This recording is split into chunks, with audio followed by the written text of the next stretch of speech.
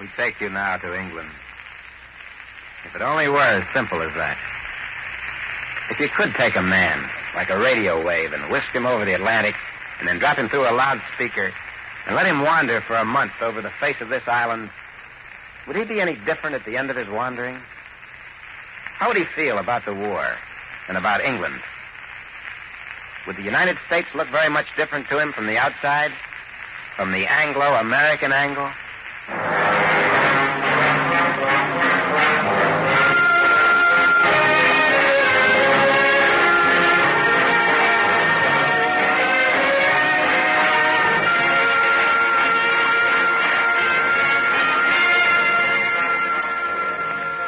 Columbia Broadcasting System presents An American in England, the last of a limited series of 6 programs written and directed by Norman Corwin, produced by Edward R. Murrow, and broadcast from somewhere in the British Isles. Joseph Julian narrates, and the original musical score is by Benjamin Britten. Tonight, an Anglo-American angle.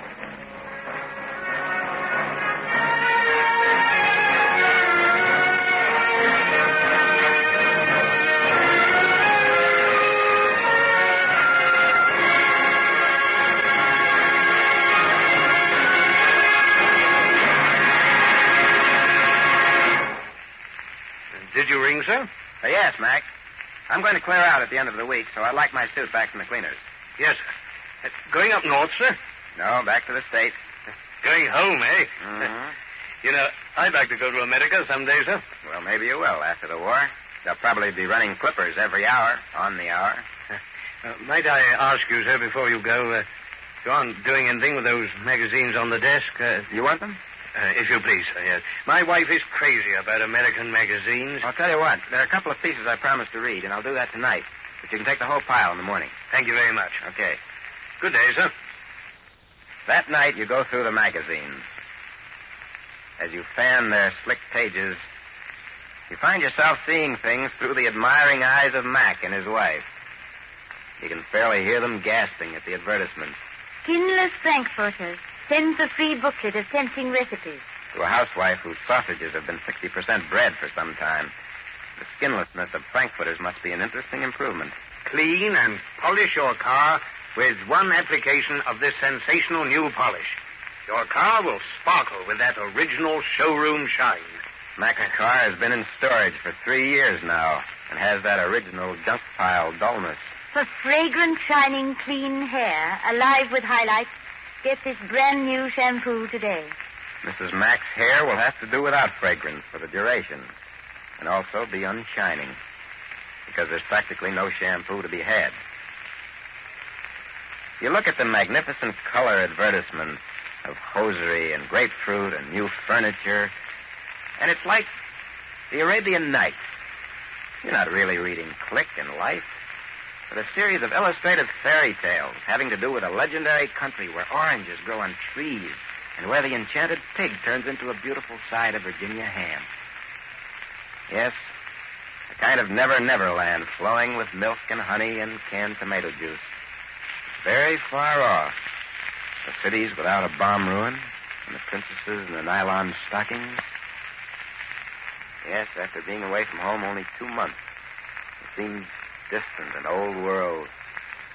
The land where at a fountain of youth they serve ice cream sodas and hamburgers perpetually. And no coupons asked either. There's another ad. Do you have trouble sleeping?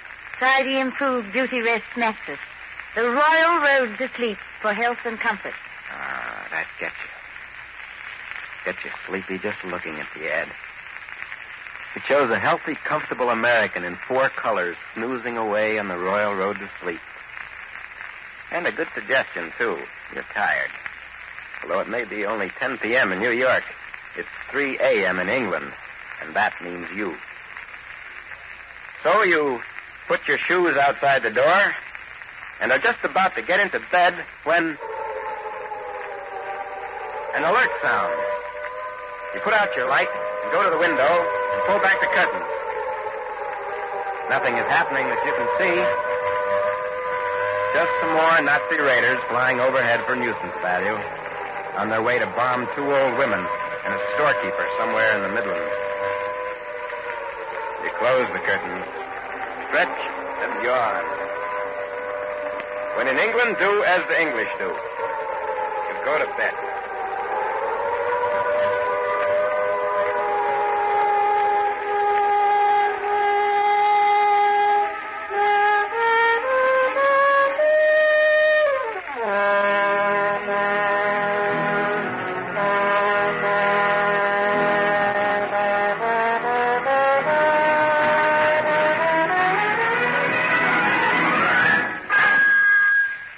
Go to a newsreel theater. On the bill are a series of shorts, mostly American, mostly very good. One is a collection of tremendous production numbers taken from lavish musical films of the past. Hundreds of girls and boys dancing on staircases. Those were the days, all right. 2 cars in every garage and a beautiful chicken in every plot. 10 years ago, it required a cast of thousands to impress Britons with the might and majesty of America. Today, it takes a mess of skinless frankfurters and a bottle of shampoo. On comes the newsreel, in the usual quiet fashion, with elfin music over the titles.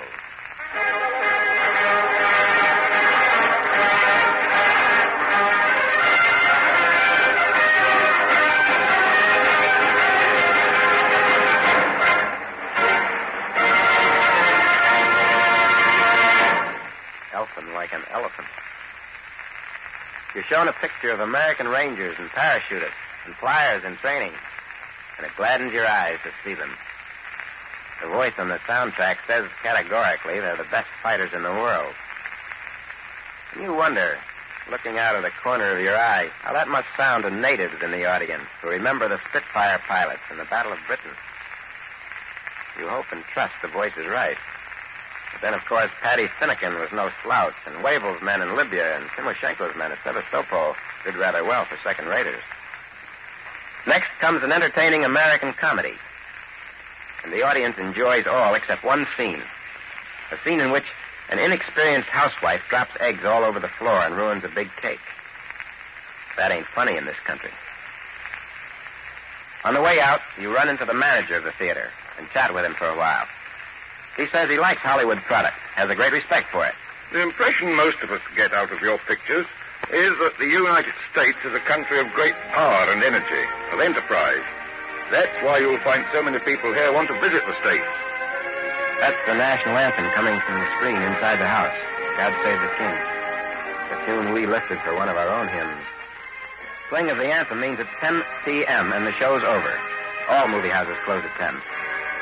And there's no midnight show on Saturday.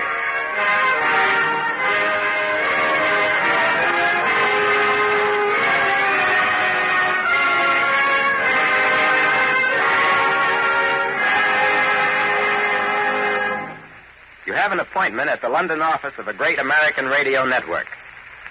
You take a taxi through a badly bombed area, pull up outside a plain apartment building. Across the street is a bombed synagogue. Only its walls remain. Next to the shattered entrance stands an inscription. Blessed is he whose conscience hath not condemned him, and who is not fallen from his hope in the Lord. You get on a rickety lift, go up 4 flights, ring a bell, and are ushered into a modest apartment. The walls are cracked from bomb blast.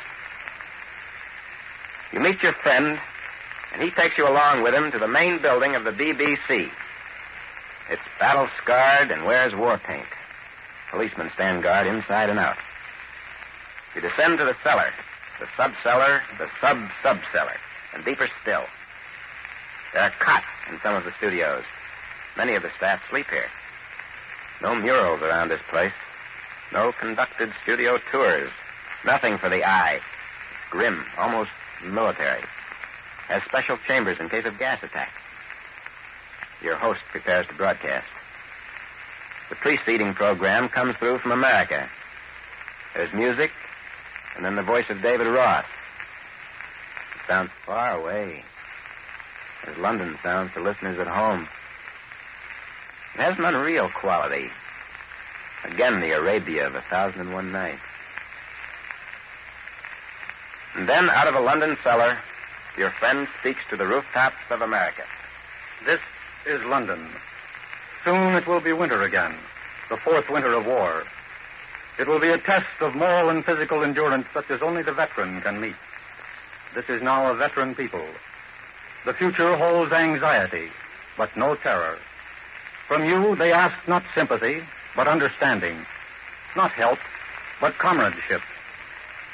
Much of the old order has gone, but the right of free men to die on their feet remains. The choice was made by free men. For them, there can be no going back. For 3 minutes, he speaks across an ocean that is half in daylight, half in night. And then he calls in Cairo. We take you now to Cairo. Cairo comes in, and the capsule world is there for Kansas and Missouri and for the lounge of the Beverly Hills Hotel. In the bowels of the British earth, you listen to programs coming from the States. There's music. There's a songster singing, Johnny Doughboy found a rose in Ireland. And you wonder whether every last broadcast from the States would reward listeners in occupied countries who tune in at the risk of their lives. If radio was important enough for the Hun to spend billions of dollars on it, and effective enough to help beat France before the Panzers got there, is it too fantastic to hope that someday the United Nations might appoint a radio high command and use the weapon to its fullest? So wondering, you swing the dial to another shortwave point and hear Moonlight and Roses.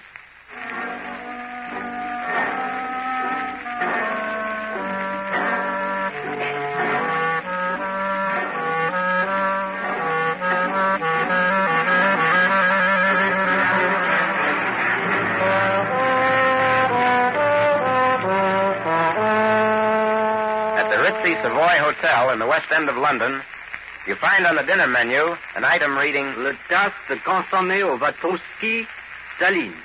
They're honoring Stalin on the menu at the Savoy. And that sounds like another blow to Hitler. Because next to separating the United States and Great Britain, his greatest hope has been to separate Russia and Great Britain. It dampens you a little not to find a consommé in honor of an American. But then, of course, Russia is more popular in Great Britain than we are. The Reds happen to be killing more Germans than anyone else. And you think, as you sip your soup, of a conversation you had the other day with a British newspaperman about Britain, the USSR, and the USA. Tell me, are there any quarters in America still hostile to Russia? Yes, I dare say there are. Scattered, of course, but there. Tory press, mostly. You know, that's something I can't understand. We consider it extremely bad tactics from a military as well as a moral point of view to criticize an ally or to cast suspicion on him, especially if he's doing most of the fighting. I see your point. The meat dish arrives. It's lamb on a skewer. Sometime you hope to see a dish on this menu called La fricassée de pouladine aux pommes à la Franklin de Roosevelt.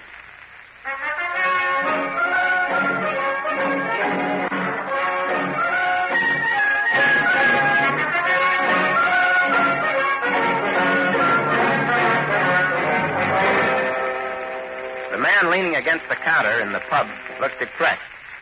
And you wonder whether it's the warm beer or the weather or the news from the front. So you ask him, what makes you so glum?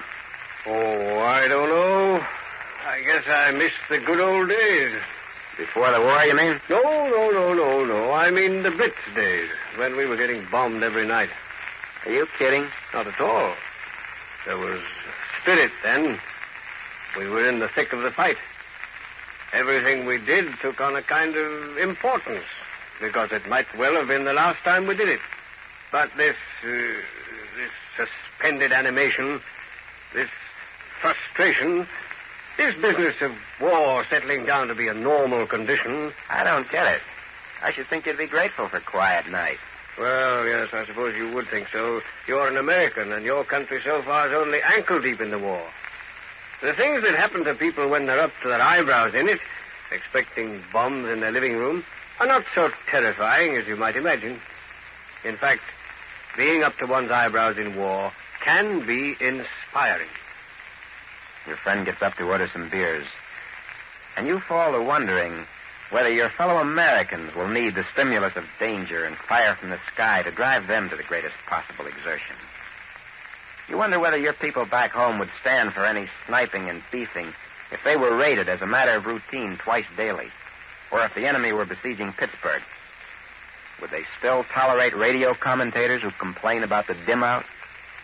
Would they still put up with newspapers which attacked their allies? Newspapers which not long before Pearl Harbor were urging that we give China to the Japs, and even now are suggesting that we leave Russia to the Germans, and that we'd better beware of Britain's intentions after the war. You wonder. The man waiting in the dentist's anteroom, and by the way, dentists are called Mr. here and not Doctor, looks unusually happy for anybody waiting to see a dentist. You ask him why. Well, I've just got a packet of food from a friend in the States. A whole pound of butter, among other things. I thought they stopped the shipment of food to individuals. No, there were some announcements to that effect, but the fact is you can still get packets. Well, what about the millions of British people who have no friends in the States to send them food? Listen, that butter tastes awfully good. No doubt it does. The two armchair experts who never flew a plane sit arguing in the billiard room of a club about who has better planes, the Americans or the British. All Americans think their planes are superior. My nationality has nothing to do with it. I'm talking about the performance of planes. Oh, so am I. It just so happens that half your fighters are useless about 15,000 feet, whereas the Spitfire... This goes on for a while with much throwing around of B-17s, Mustangs, Liberators, firepower, maneuverability, etc. And then a guy who's been sitting silently on the other side of the billiard table enters the discussion. If you will pardon me, gentlemen, I think you're both talking utter nonsense. What do you mean? Well, the important thing is not who's got the best planes, but whether national or professional pride is going to stand in the way of getting together and learning from each other. Well, I should think that it... Also, whether experience in battle will be translated quickly into production. One of the boys at the billiard table has just made a nice shot. Do you mean to tell me... Do you mean to tell me that there's... Says your friend, a welfare officer at a tank factory? That there are still jurisdictional labor squabbles in America? Well, not so many. Is it true that some industrialists are fighting the government and labor as though they were the enemy instead of the Axis? Well, of course, I have been somewhat out of touch with home since I got here, but I don't think... You come with me, my friend. I want to show you a little demonstration of just how serious we are about production in this country. She takes you to a little courthouse, a plain two-story building, badly in need of paint. In a room the size of a typical magistrate's court in New York, a prosecutor for the Ministry of Labor is telling the magistrate that the two girls before the court... Moreover, they were absent from work on February 9, 10, and 11. And as a result, they held up production to the extent of 29,000 of the components on which they were engaged. Yes. Now, the evidence at hand substantiates that you, Miss Liesel, and you, Miss Hanson, were unnecessarily absent on 3 days and were late on others. I must say it's disgraceful you're slacking about like this. You know how necessary this work is to your country and to the war. I order you each to pay £3 damages for neglect of work and 8 shillings and 6pence costs. The next case has to do with a man who left one job for another without the permission of the government. He gets a jail sentence. Tell me, in your country, can a worker quit an essential war job in one city to make more money doing non-essential work in some other city? Oh, yes, certainly. That seems strange to me. Why? Well, you see, labor here is kept as close to the machine as a soldier to his gun. The unions made great sacrifices when they allowed their workers to be tied down. But it's a sacrifice they made willingly because they know that under the Axis, labor can look forward only to permanent serfdom, a kind of slavery already established in conquered Europe. Has industry had to make sacrifices? Have you seen the excess profits tax? No. Take a look at it. Almost confiscatory. British industry and labor long ago realized that neither stood a chance of surviving unless both made mutual sacrifices. And have both played ball? Played what? Played cricket. Oh, yes, both have played ball.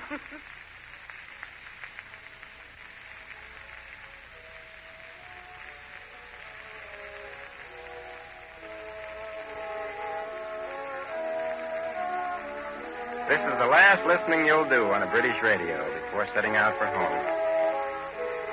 It's a pleasant sound in your ears, this old folk tune.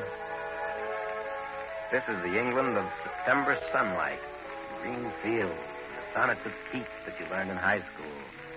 And down to Q and lilac time, the nightingale singing his head off in the Surrey woods. This is the old romantic England. And if you don't mind, you'll turn off the radio. There's no song yet written which conveys the England of a moonless blackout or the England of raiders machine-gunning village folk in front of the marketplace. The England of the munitions worker who gets up before it's light and works all day and comes home after dark to a ration meal and then takes his turn at fire guard duty. The England of 1942 is no tea shoppy. It's a grim, crowded, shabby, busy country with guns in the gardens and bombers in the parks and drilling down at Q in lilac time. The romance here is the romance of the commandos blowing up guns at Dieppe and then strolling back to the beach eating apples. The romance of Lancasters taking off at dusk to raid Nuremberg. The romance of powerful trade unions waving their hard-won rights for the duration, and the government guaranteeing that they'll get them back. The romance of an excess profits tax with real teeth in it. The romance of price control and rationing and conscripted women and workers who aren't allowed to quit a job or to be absent from it or late for it. Oh, there you are, sir. I was looking for you. Your bags are all packed. Yes, that's fine, Mac. Well, how does it feel to be going back? Well, you know the old saying about home, don't you? No place like it. That's right, sir. Well, what train do you take? Paddington, 6. We've just about got time. Where's the porter? Just then the porter shows up. And you're on your way.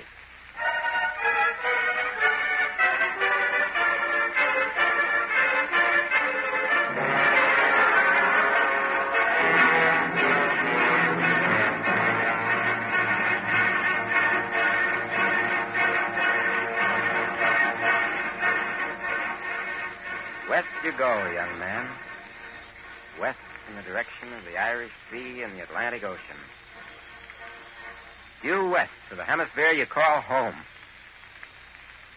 The fairyland where the milkman delivers eggs and butter in the morning and nobody has to stand in line for a head of cabbage. The place where blackouts are practiced. And a man can pay his income tax and still have enough left over to buy a cigar. Nobody here begrudges the prosperity of the United States. They'd be crazy to. They're glad of it and grateful for the help, past, present, and future. But the English... Excuse me. Are there any first-class carriages on this train? There are, but they're all full. It does seem a shame to have to sit in a third when you have a first-class ticket. I'm in the same boat. Anyway, the scenery is first class. You sit, chin in hand, watching the first-class scenery go by. And you think of the faces that you've met on this island in 2 months of wandering. You'll settle for those faces any time. They're no different from American faces. Anybody who can tell them apart is psychic and ought to be reading tea leaves. The man sitting next to you opens a package of cigarettes. Have a cigarette? Oh, thank you very much. What brand is this? Fifth Avenue. Well, that's funny. The other day I bought some cigarettes called Bronx. Must be a series named after sections of New York City. Oh, is Astoria part of New York? Sure, right across from Manhattan. Well, there's an Astoria brand made by the same outfit. Huh. It's a small world, all right, isn't it? Nice guy, that. Typical of the people you meet here.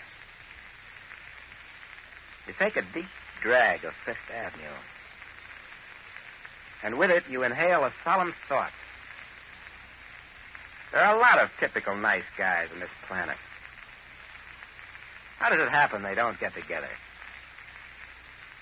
Is it beyond reason that common people can strike up a lasting friendship? Something more permanent than a military alliance? Are the people going to let diplomats decide whether they shall be the same fast friends in peace as they are in war? That would be a pity. Because it isn't the diplomats who are going to pull this war out of the fire. They may help with the arrangements. But you know who's going to win it? The little guy with a third-class ticket sitting opposite. The guy with the dirt under his fingernails and the fatigue of a 12-hour day in his face. He's won things before in this war. It was he and his wife and his kid brother in the RAF who saved Britain. Not a room full of cabinet ministers. Reading! Reading! Train stops here 5 minutes. Reading, England. Reading, Massachusetts. Reading, Pennsylvania. All three are in this war. It may be a long way from this Reading to the one in Pennsylvania. But if you took a man from the main street of each town and put them together in a neutral pub, within 5 minutes they'd be toasting each other's health and pledging the common victory. The little guy of America and the little guy of Britain talk the same language in more ways than one. They know what side their future is buttered on. Although one of them has been taking it a lot harder and longer than the other, when the word comes to dish it out, they'll do the dishing. These Britons are proud people, and they ask no quarter, and they ask no pity. They've been through fire, and they've been tempered by it. But so are we Americans, proud people, asking nothing but the time and place to meet the enemy. We're a good deal farther from the flame, and we therefore temper slower. But fire is fire, and it's spreading on the earth. And whether it's to be the funeral pyre of all freedom or the forge in which is shaped the hopeful new world of the common man is what good common men are dying for tonight. The train speeds on. England slips past you in the dusk. You leave a strong and valiant people to return to one.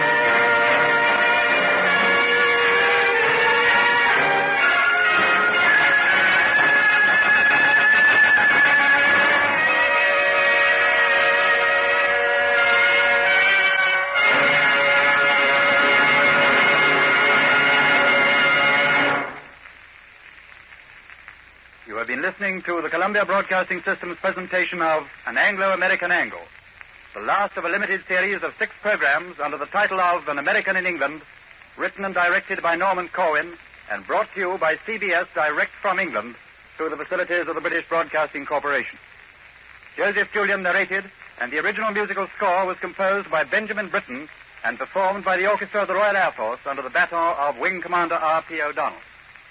The program was produced by Edward R. Murrow.